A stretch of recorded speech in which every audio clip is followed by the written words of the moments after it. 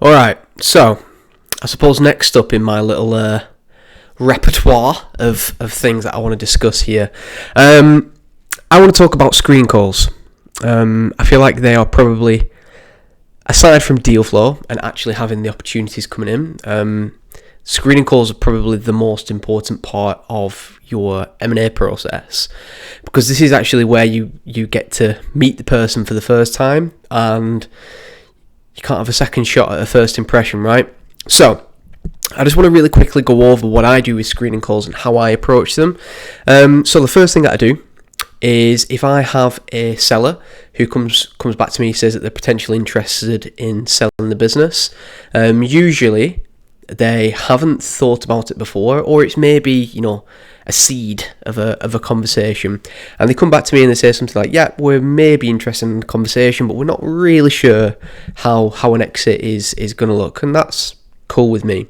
The first thing I'll do is send them my calendar link pretty much straight away, and this is just my process. You can run whatever process that you would like, but my process is basically, I'll speak to, borderline pretty much anybody.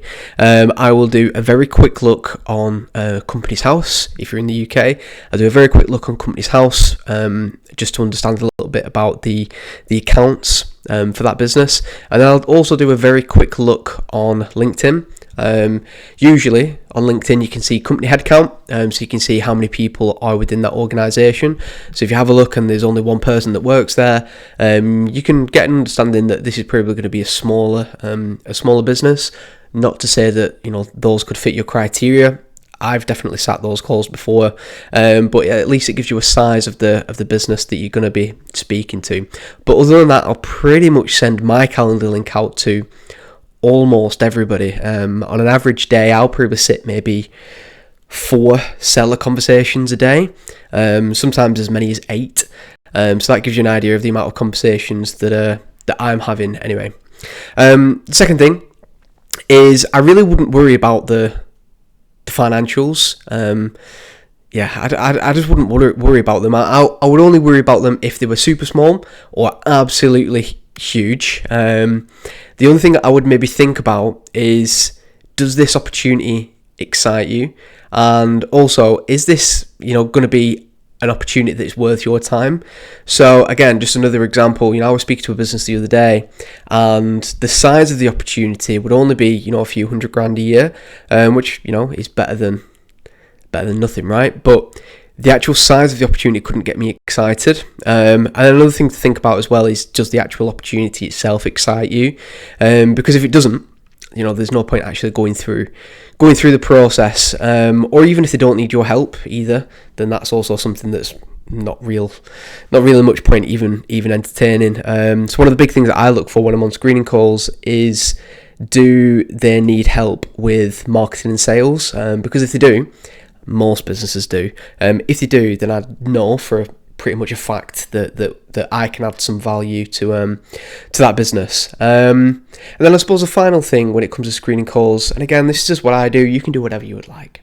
But when I'm on screening calls, I will lead the call in the first instance, maybe for the first 5 minutes. I'll go through almost like an elevator pitch of who I am, what I do, and maybe the value that I bring to businesses, or maybe the value my partners bring to businesses. But then after that, I kind of just pass the mic over to them, and then I shut up, because really I want them to tell me about their business, and I want them to disclose the information that they want to disclose, because normally I actually find that they'll disclose more information to me that way, and they'll be more open and honest and transparent with me, versus if I have like a set checklist of things that I really want to go through. If I'm like, tell me about your revenue, tell me about your EBITDA, tell me about your customer journey, tell me about your project-based work to retainer-based work. Now, don't get me wrong, I'll try and sprinkle some of those questions in there, but try not to be like too rigid with your line of questioning. Try and let them talk as much as they can, and then your question should almost be like extensions of what they're saying. So in a normal sales process, it should be like 80-20. So like 80% of the time you should be talking and leading the call. In in this situation, I actually think it should be the other way around. Try and let them do the talking, but use your 20% to try and guide that conversation. So yeah, that's how I do screening calls. I'm really interested to understand a little bit more about what people of this channel would like me to discuss about. But yeah, I'm Danny Smith. I find deals for private equity, I find them for business buyers and high net worths. Last month I sat around about 200 seller conversations.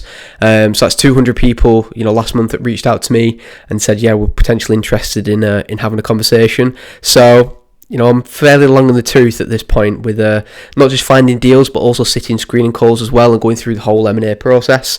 So yeah, if anyone's got any questions on M&A and they want me to touch on further subjects as well, then that'd be great. The whole point of this series, I suppose, is just to go over my M&A journey more than anything, and kind of treat this as like a diary entry, I suppose. So yeah, I'm trying to do this as a way for me to kind of get my thoughts down on paper, but I'm also interested to hear what you guys would find valuable, so then I can create content accordingly. So yeah, so please put it down in the comments, and if you like what I'm doing, then please subscribe.